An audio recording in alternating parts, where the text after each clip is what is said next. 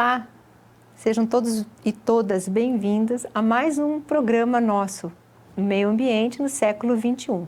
Eu sou a professora Sandra Lopes, sou coordenadora dos cursos de pós-graduação na área de Meio Ambiente na Uninter. E sempre trazemos temas novos, atuais, pertinentes à nossa área. Hoje não vai ser diferente. Hoje nós vamos falar sobre a energia solar no Brasil. Como ela está? Será que ela realmente está implementando? Será que ela está sendo praticada? E o pessoal, o povo em geral, comprou essa ideia, comprou essa tecnologia? Então, vamos falar sobre isso.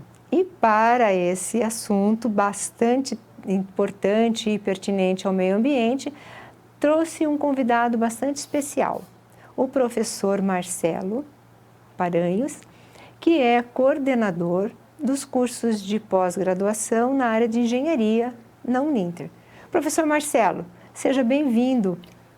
Olá, professora Sandra, muito obrigado pelo convite. Sejam bem-vindos também todos aqueles que estão nos assistindo. E muito obrigado por esse espaço para falar de um tema tão importante, né, que é a geração de energia de fontes limpas, renováveis, né, fontes inesgotáveis. Exato.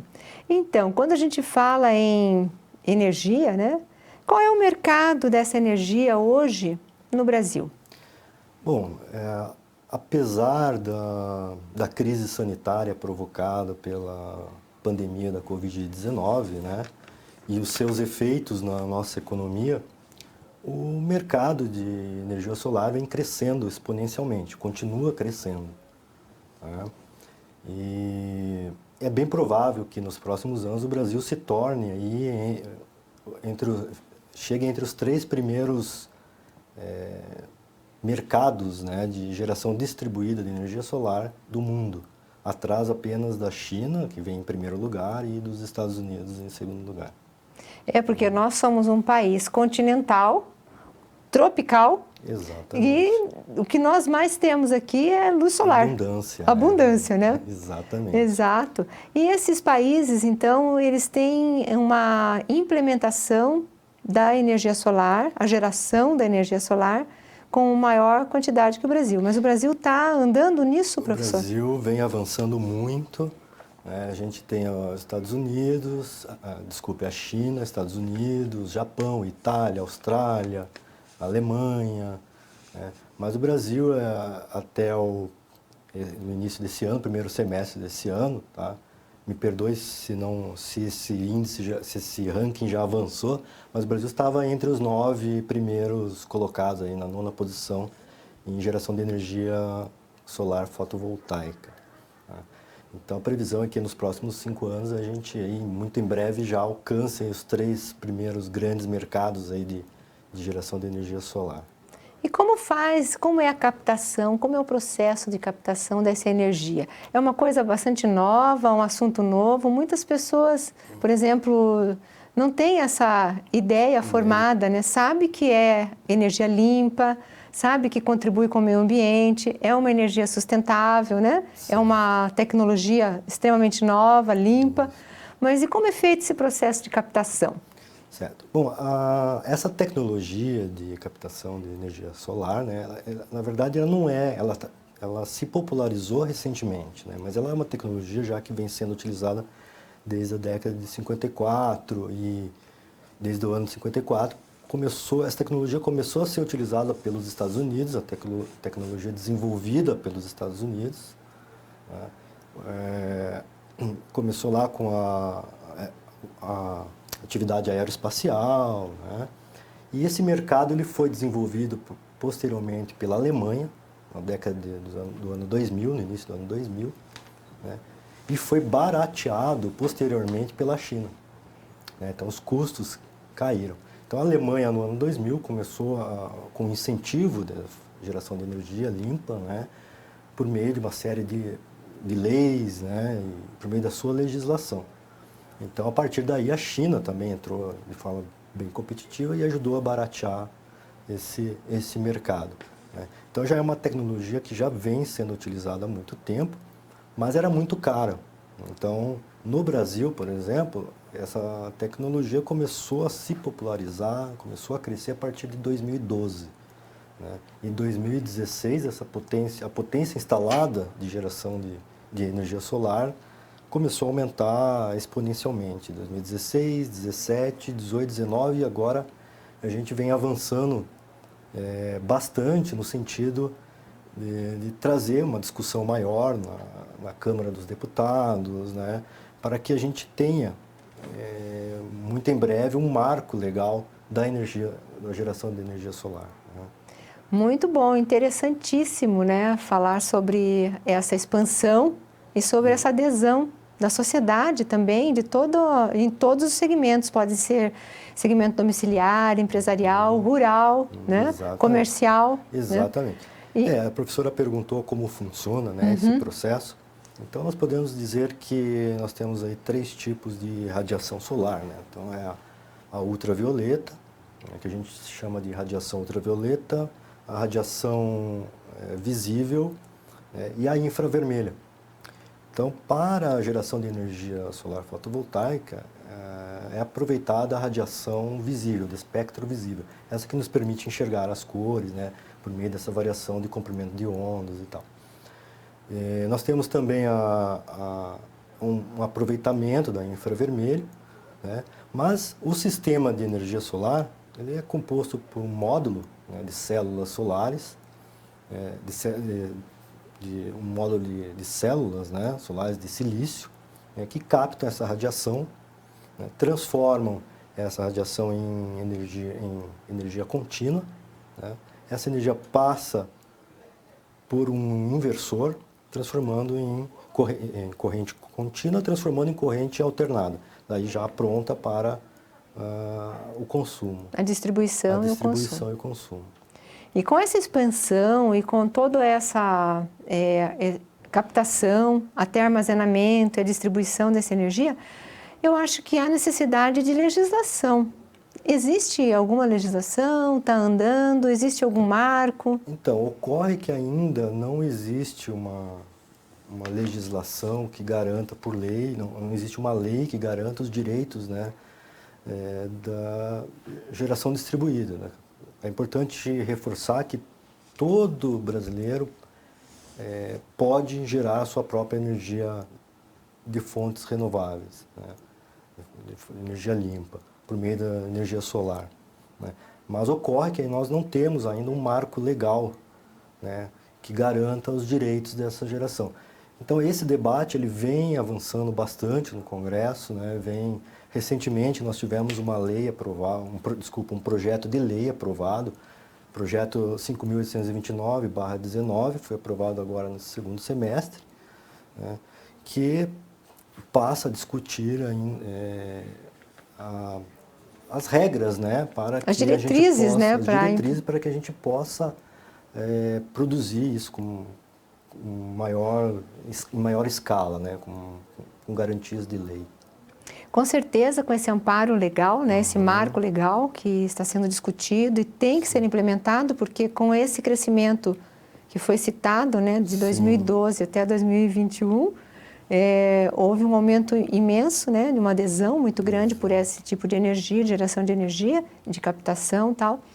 É importante a legislação ser atuante e dar principalmente as diretrizes. A gente sempre pensa na lei que vai punir, mas na verdade essa lei não é para punir, ela é para dar diretrizes, auxiliar, né, na implementação e na adaptação desse novo modelo de energia, que não é tão novo assim. E felizmente essa discussão, esse debate vem avançando rapidamente a partir de 2019, né, e seguindo aí também o movimento do avanço tecnológico, né? Então não tem mais como a gente segurar, são tantas pesquisas em torno desse tema e são inúmeras vantagens também para o país, né? Nesses 12 anos foram 15 bilhões de impostos arrecadados só com o mercado de energia solar fotovoltaica. É representativo, né? Representativo. A cifra é representativa. São 347 mil empregos também gerados nesse mercado. E a previsão é que haja um crescimento ainda de 40% aí nos próximos anos. Então, o crescimento exponencial. A gente vem vivenciando um crescimento exponencial desse tipo de tecnologia. Então, é interessante falar sobre esse crescimento. E qual é o ranking hoje brasileiro nessa energia solar? Porque é interessante, existem regiões, o Brasil é enorme, né? Imenso, regiões que têm mais representação, ou cidades, estados. Como está esse ranking? Hoje nós temos, encabeçando esse ranking, né, de geração distribuída, tá? Até 5 megawatts. Nós temos Minas Gerais, seguido de São Paulo e Rio Grande do Sul, em terceiro lugar. E na geração centralizada, que é de grandes usinas, nós temos Minas Gerais, Bahia e Piauí, nessa sequência. Né? Então, daí a produção de acima de 5 megawatts. Né? Então, de produção de grandes usinas. Interessante esses estados aparecerem, né? Porque a gente sempre imagina energia solar, a gente já logo pensa. De repente, somente nos estados que têm maior incidência de sol, né? Nordeste e tal. Veja que o Rio Grande do Sul entra num ranking desse. O Rio Grande do Sul entra no ranking.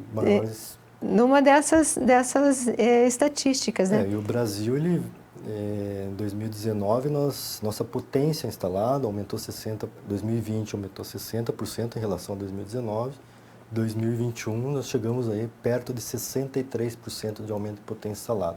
Ou seja, o pessoal está instalando, né, está gerando energia elétrica de fontes renováveis, né, principalmente energia solar. Que bom, né? O meio ambiente agradece, a sociedade também e o bolso de muita gente também. Com certeza. E mais um detalhe, professora. São 13 milhões de toneladas de CO2 evitados na atmosfera. De emissão de CO2. Isso é fantástico, né? Uhum. E aí entra outro caso que eu preciso perguntar, professor. Sim. Qual é a vida útil quando é utilizado esse tipo de energia, né? Porque são utilizadas placas, baterias para armazenamento. Aí vem a pergunta, vida útil e depois o descarte disso tudo, que Exatamente. Tem muita importância e muita relevância para o meio ambiente e para a própria sociedade, né? Sim, a maioria dos fabricantes colocam como 25 anos, né, a vida útil de uma placa. Então, a gente considera 25 anos o módulo, né, a placa de células solares. Outros componentes variam também, por exemplo, o inversor pode chegar a vida útil de 10 anos, né? Então, mas a placa mesmo, que contém as células solares de silício, né, feita de silício, chega a 25 anos. Né? Então, embora ela tenha inúmeras vantagens, né, tanto para arrecadação, baixar o custo da energia elétrica, né, traz uma maior transparência e controle sobre a geração de energia elétrica da sua residência. Né? É uma fonte inesgotável de energia limpa. Né? Você vê 13 milhões de toneladas de CO2 evitados, né, de emissão de CO2 evitável, mas também tem o lado negativo, né, como qualquer outro produto. Então, o maior problema aí é o descarte. Né? Então, depois desses 25 anos, o que nós vamos fazer com essas placas? Exatamente. Né? Então, a previsão é que nós tenhamos aí um problema sério por volta do ano 2050 em relação às células solares, por conta desse crescimento exponencial que nós estamos vivenciando, essa procura, né, pela geração. Então, a má notícia é que o mundo ainda não tem um plano para esse descarte, mas existe muita coisa avançando nesse sentido, muita pesquisa e organizações já trabalhando, pensando nisso. Tá? Então, as placas de silício, hoje elas podem ser recicladas, já podem ser recicladas, né? Você tem ali o material de silício, você tem vidro, né? Você pode aproveitar o alumínio, que essa placa é composta por alumínio, depois coberta de vidro, com silício. Né? Você também tem chumbo, então aí é um dos perigos, né? Um dos problemas para o meio ambiente é o vazamento de chumbo, que é um metal pesado, então é uma coisa que tem que ser pensado. Então hoje a prata, o cobre e o alumínio podem ser retirados, depois o vidro, o silício, o chumbo e outros componentes podem ser triturados, né? E ainda existe uma tecnologia que vem sendo desenvolvida para que se possa separar esse vidro das impurezas, né? Depois dessa trituração, porque hoje essa trituração é considerada como vidro impuro, com silício, com chumbo, com tudo ali. Então aí entra uma outra tecnologia que está separando, que vem para separar o vidro, né? E deixar apenas as impurezas, né? Interessante, porque primeiro tem que saber o ciclo de vida desse produto, né? Da placa, por exemplo. Exatamente. O quanto dura. A média é 25 anos. Mas após 25 anos, ela deixa de ter a utilidade, mas ela não deixa de existir. Então, eu acho que essa parte de legislação, ela também deve vir para agregar esse tipo de conduta, sim, de procedimento. Como descartar, principalmente como reciclar, porque não basta somente descartar, tem que descartar da maneira mais correta. E se puder fazer ainda essa reciclagem de alguns dos produtos, por exemplo, o alumínio, né, o cobre, e te retirar do meio ambiente o silício e o chumbo, que são os metais pesados que têm um grande potencial de contaminação, né? Sim. Em solo, em água, disposição incorreta, né? Sim. Fica percolando e tal. Isso é muito interessante. Eu Sim. acho que tem que galgar um pouco mais rápido, né, professor, Por exemplo, essa legislação. Algumas placas, a tecnologia vem avançando bastante, vai ajudar nesse processo também. A gente tem alguns materiais que prometem substituir o próprio silício. O silício é um dos minerais mais abundantes hoje na crosta terrestre, né? Mas nós temos aí pesquisas com outro tipo de estrutura cristalina, de perovskita, né, também, e também placas de células solares com material orgânico. Então essa pesquisa, esse estudo vem avançando bastante no sentido em torno dessa preocupação, né, com o meio ambiente, com o futuro aí nos próximos 30, 40 anos, o que a gente vai fazer com todo esse material, né? Isso entra como uma desvantagem atualmente, mas que pode ser transformado em uma vantagem, né? Sim. Entre as desvantagens ou vantagens, será que a gente pode citar, professor, a produção nacional desses equipamentos, ou dessas placas, ou desses materiais para a geração dessa energia? Com certeza, a gente tem uma cadeia produtiva em ascendência hoje no Brasil em torno desse mercado de energia solar, né? Nós temos 84 fabricantes de módulos solares, né? Esse módulo convencional, né, com a base de silício, placas solares de silício. E assim, com certeza, esse crescimento vem favorecer, muito desse material ainda é importado, né? Mas o mercado vem crescendo no sentido de fabricação de kits já de sistemas solares, né? Então a gente tem aí muitos fornecedores de kits de sistemas solares completos, já até mesmo residenciais. Então são kits que já estão começando a ficar acessíveis. Então tudo isso aquece o mercado, né, competitivo em torno da energia solar. Então esses kits que você paga aí 6, 8 mil reais, né, já passam a ficar viável você investir. O único problema, uma das maiores desvantagens, é a instalação. E a mão de obra especializada. Mão de obra, né, para você implantar, por exemplo, na sua residência, uma área residencial, uma área comercial, né, industrial. Então a mão de obra ainda é muito cara. Então não sei se isso é um ponto positivo para quem trabalha com isso, né, para quem busca se aperfeiçoar na área, né, ou se e ao mesmo tempo é um ponto negativo para o mercado, né, para quem quer instalar.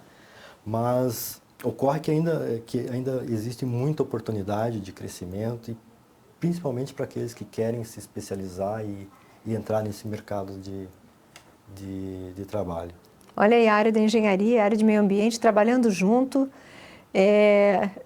sempre juntas, né, as áreas, e trabalhando e pesquisando junto e Exatamente. tentando auxiliar, na verdade, não só a pesquisa da tecnologia, que referente ao pessoal da engenharia, mas como também a utilização disso em prol da sustentabilidade do meio ambiente. E hoje são indicadores fundamentais para todos os segmentos, seja empresa, qualquer segmento de empresa, ou mesmo quem trabalha com comércio, ou então vai implementar na área industrial ou residencial. Mas nós temos um segmento também que está sendo utilizado essa energia solar, que é rural. A gente nunca lembra de falar, mas eu sei que também, né, professor, está sendo utilizado. A área rural pode entrar no sistema de utilizar a geração distribuída para gerar sua própria energia, né? E então ela pode ser on-grid, ou seja, conectada direto à rede, né? Então essa produção, você pode captar energia solar, gerar a sua própria energia e aquele excedente você devolve para a rede, né? E troca isso em créditos. Até é importante lembrar, nós acabamos esquecendo de tocar nesse assunto. Então, a geração distribuída tem essa possibilidade para quem pretende gerar energia de fonte solar. Você pode gerar a sua energia elétrica e trocar o excedente por créditos, né, na concessionária. Na concessionária. Tá?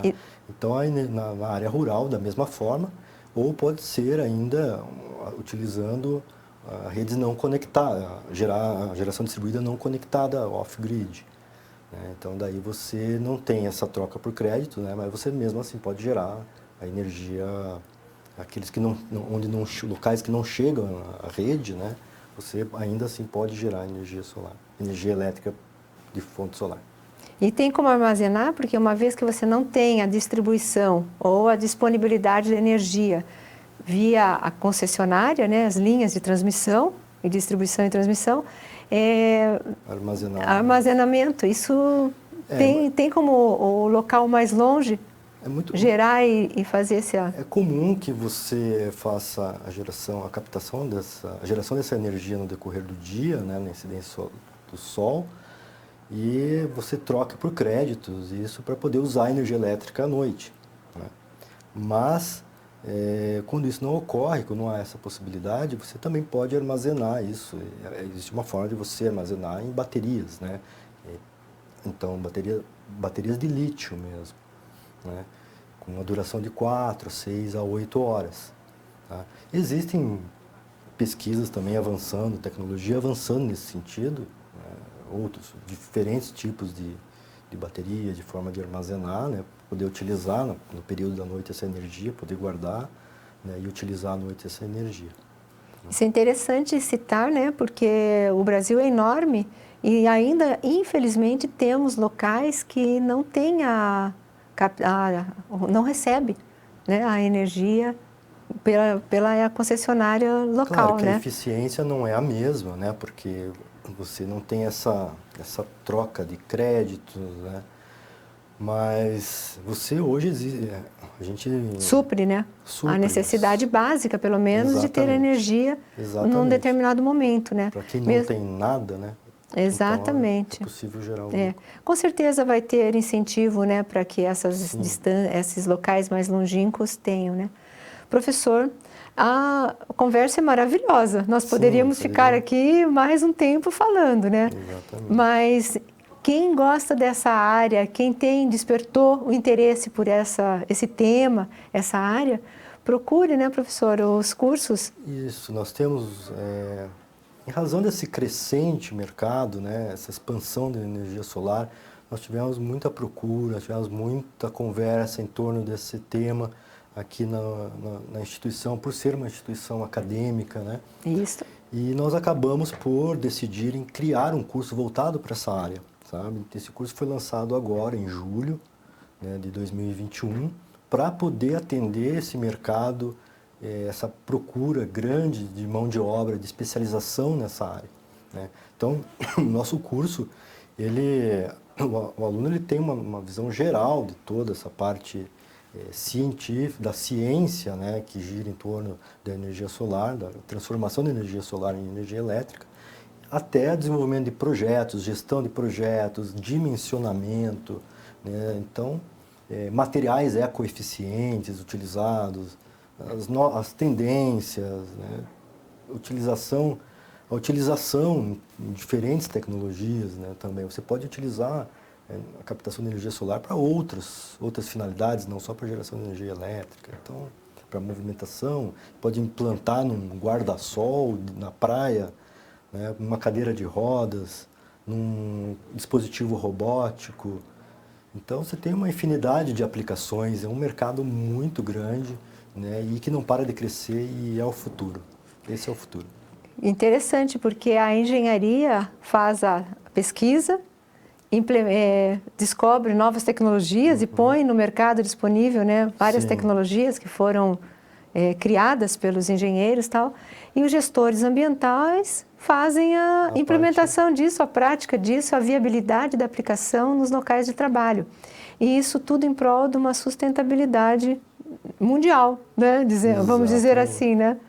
Mas foi, professor Marcelo, um prazer imenso tê-lo aqui, agradecer a sua, compartilhar o seu conhecimento com todos nós, né? E agradecer, só isso mesmo. Eu que agradeço o espaço e aqueles que tiverem interesse nos procurem. O curso, a grade do curso de energia solar fotovoltaica encontra-se no site da instituição. E se alguém tiver alguma dúvida, quiser se aprofundar ou tirar alguma dúvida, basta entrar em contato por meio do 0800, né? Isso mesmo. E nós estaremos à disposição. Consulte lá a nossa página da Uninter, que terá cursos tanto de graduação quanto de especialização nas duas áreas. Muito obrigado a todos e até o próximo encontro.